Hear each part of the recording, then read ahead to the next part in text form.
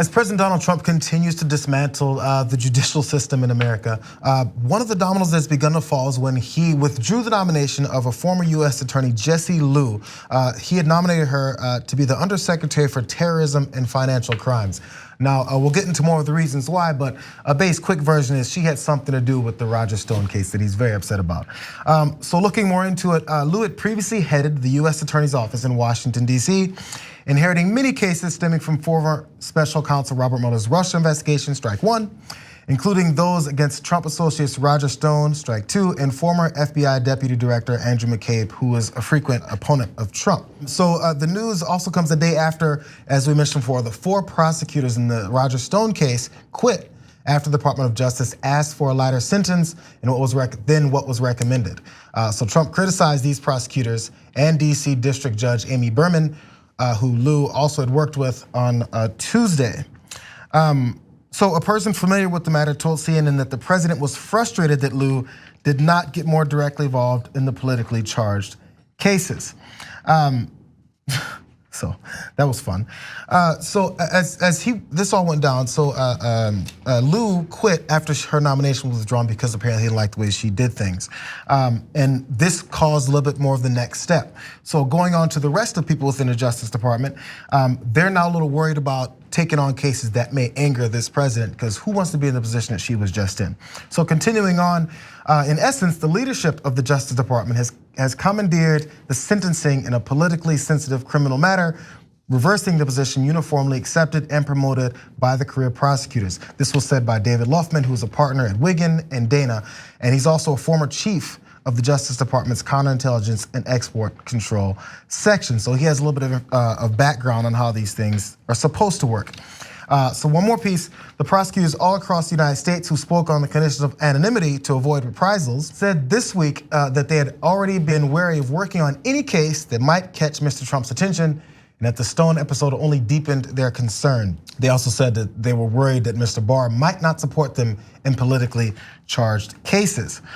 Speaking of Bill Barr, he is catching heat from this, of course, because as we know, President Trump tweeted about how he's so upset about the Stone sentencing recommendations, and then seemingly immediately after, the Department of Justice jumped in and decided to lower those recommendations. As this has all come forward, Barr doesn't want to be seen as the guy who's just following orders. So in an exclusive interview with ABC News, Barr got on and decided to stand up for himself a little bit. Let's hear what he has to say. I had made a decision that I thought was fair and reasonable in this particular case.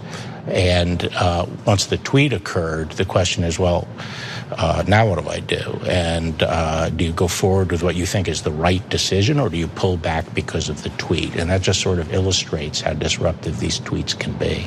So you're saying you have a problem with the tweets?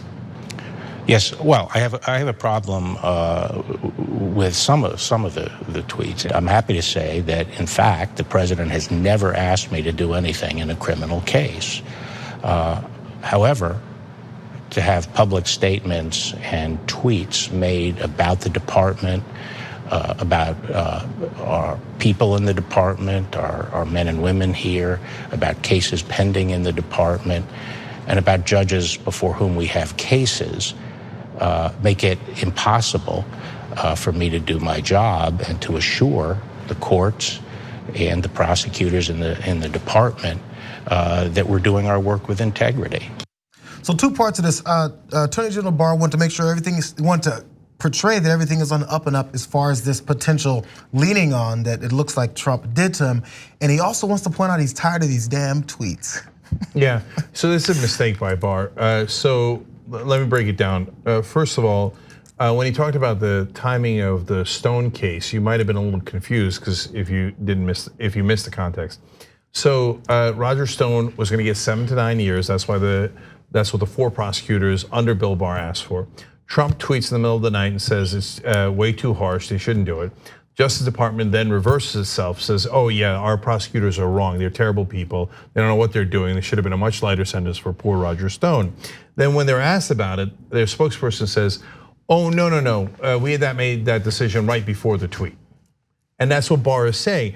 I'd already made the decision to lighten the sentence. So the tweet made it harder for me to do my job because then it looked like I was responding to Trump. Then I was wondering if I should make ask for a harsher sentence so that I avoid that appearance. None of that is true. No, he saw the tweet, he responded to the tweet, and he knows that if he doesn't do what Trump tells him, he'll be fired, ridiculed, lambasted as one of the X's, right? As John Kelly just was today. And so he does do his bidding, but the whole point of this interview is for Bill Barr to try to subtly tell Donald Trump, I'm already gonna do whatever you want. That was the whole point of hiring me. You don't have to tweet about it.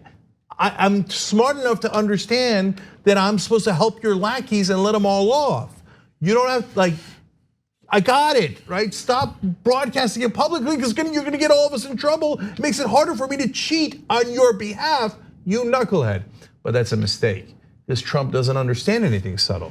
He'll just see that and go, sounds disloyal. What do you mean I'm making it impossible to do your job? What do you mean you're against my tweets? My tweets are perfect. So it's gonna cause him to be against Barr, even though Barr's trying to help him cheat. And that's Donald Trump in a nutshell, and Bill Barr in a nutshell for you. It's hard to even know how to respond. I mean, the fact, I still think that we have to, as a country, at some point acknowledge the fact that when we have the commander in chief, when we have the highest level of leadership in this country that is able to effectuate any given response by tweet, there's still something a little bit wrong with that. Like, we really need to acknowledge that, like, Twitter is not a government form of communication, and it's not sanctioned by the government. It's not an official form of communication, and we've allowed this president to be able to rule by tweet, and everybody just responds to it. And can't we just get back to some sort of normalcy? But what has happened is Twitter's allowed us to see an illustration of what the Republican Party was before the last 3 years under Trump. And what it is now, because before they were doing nefarious things, I'll even expand it for everyone who doesn't like the partisan nature of that statement. Politicians doing nefarious things, maybe taking bribes, doing things on the side, taking money, hiding it, working with people in certain ways that will actually not help out the constituents. It was able to be hidden. But specifically with Donald Trump, he doesn't know how to hide anything because he thinks everything is a promotion of himself. So he has to promote, hey, I just leaned on Bill Barr, I leaned on him, right? And then when people say, hey, you're not supposed to do it, he goes, I didn't lean on him, not at all, I just tweeted about it. So he doesn't realize that you're supposed to shush, be quiet, say it to me in person maybe, or maybe give me a call, text me, Don, let me know what you want me to do, and then I'll just do it, and then people won't know that you're over here controlling every lever of government. So in that thought, one more video from this, Cenk, where Bill Barr's trying to make sure he's seen as this independent thinker. And so when ABC asks him specifically about Trump's response, potentially this, because what Trump, and this is what I was thinking would be predicted, Trump would be mad and say, look at the media, they're so mad at me. Hey look, Bill, look what you did to me. Now everyone's coming after me. Again, it's never his fault. So in seeing that potentially coming, this is what Barr had to say. The president does not like to be told what to do. He may not like what you're saying. Are you prepared for those ramifications? Of course, as I said during my confirmation, I came in to serve as Attorney General. I am responsible for everything that happens in the department, but the thing I have most responsibility for are the issues that are brought to me for decision. And I will make those decisions based on what I think is the right thing to do, and I'm not going to be bullied or influenced by anybody. And I said at the time, whether it's Congress, newspaper, editorial boards, or the president, I'm going to do what I think is right. And I cannot do my job here at the department with a constant background commentary that undercuts me. Tough guy. Oh, no, this is a terrible mistake by Bill Barr.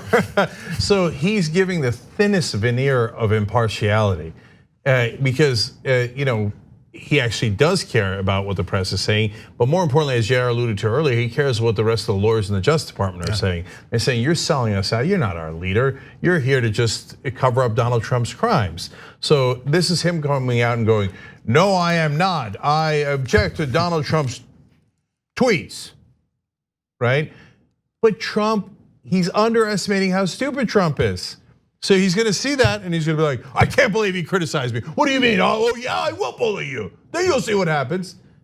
He's trying to help you, knucklehead. All right, so count down to Trump's rage about Bill Barr. Keep checking. As you guys find out, make sure you forward us that tweet because it's probably gonna happen before this hour is over. Yeah, and look, guys, I don't know if you've ever run anything, right? Like any organization. My guess is a lot of you have at different layers, times in your life, a Cub Scout, group or whatever it might be, right?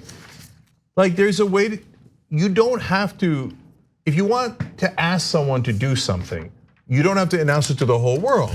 You can just go to that person and say, hey, can you do X, Y, or Z, right? You don't have to be like, I can't, hey, you know what you should do? You should make sure you Xerox that. Do people still Xerox things? Anyway, right? You just tell the guy, he works for you. But I don't know why Trump doesn't understand that. You have thousands of people who work for you. You can just ask them. It's about acceptance. It's a low self-esteem thing. He needs everyone to praise him in order for himself to feel high enough in his own mind. So he has to make sure everyone hears what he says, and after they hear what he says, say, "Good job. You're the best. You're better than anyone else has ever done it before." And he can't have that if he just has a phone call. Yeah. I guess because we're fair. Slight upside here of Donald Trump is there is a lot of unintended transparency. Like he's doing his job right in front of the whole world, and in like a disastrous and painful way to do it. But like every order he gives is declared to the whole world, right? Make sure that you get my crony Roger Stone off because he helped me out. Okay, don't follow the law when it comes to Roger Stone. Mr. President, you just said that to the whole world. He's like, yeah, what? Yeah, and I have every right to do it. Well, and isn't that why people voted for him in part? Because they thought he would bring transparency. They thought he would not be a victim to other outside influence. They thought he would just, move the country forward and be transparent about it. And he's definitely being transparent about it. It's just unfortunately not moving anything forward. Don't miss your chance to win a trip to Los Angeles and have dinner with Cenk, John, and me.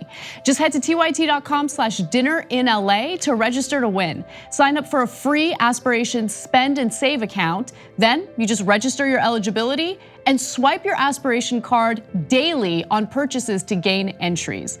Not only are you entering to win a trip to Los Angeles and dinner with TYT hosts, you're also not depositing your hard-earned money into fossil fuel exploration or production. As a friendly reminder, even if you already have an Aspiration account, you must still register for eligibility into the sweepstakes.